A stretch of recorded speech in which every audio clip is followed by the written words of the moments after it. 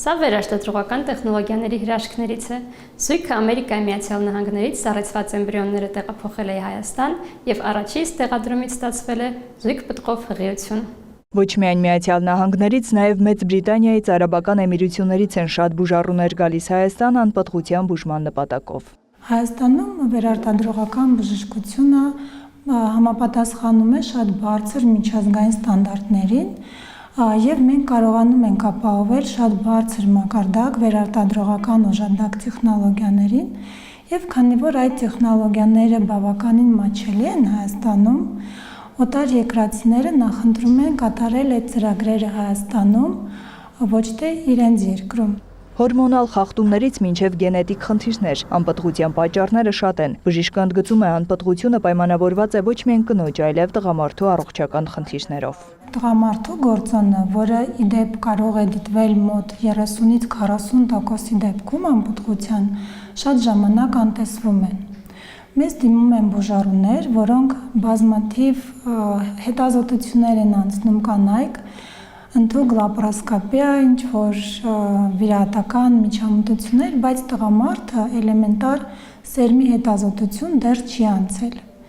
Եվ ես կասեի, դա կատաստրոֆա է Հայաստանում, քանի որ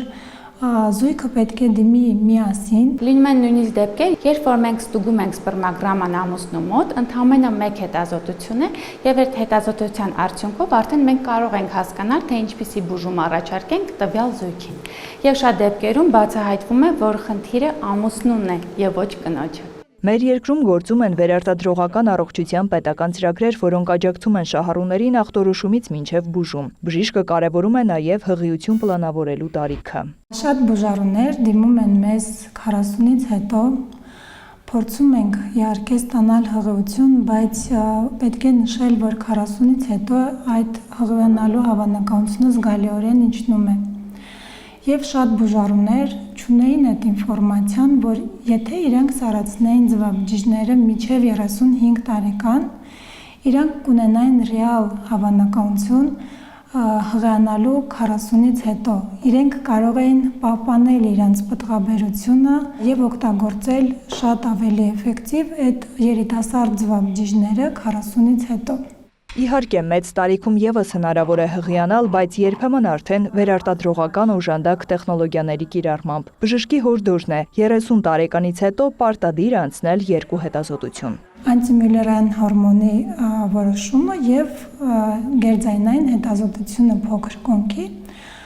որը թույլ կտա գնահատել արգանդի վիճակը և ձվարանի պաշարը։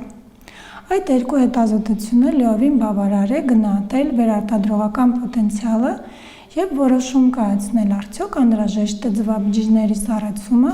եթե կինը չի պլանավորում հղիություն մոտակա ժամկետում։ Մասնագետները հիշեցնում են, վերարտադրողական առողջությունը պահանջում է հետևողականություն, նաև իհարկե հղիության ճիշտ պլանավորում։ Նարէ Ոսկանյան, Սեյրան Անտոնյան, Լուրեր։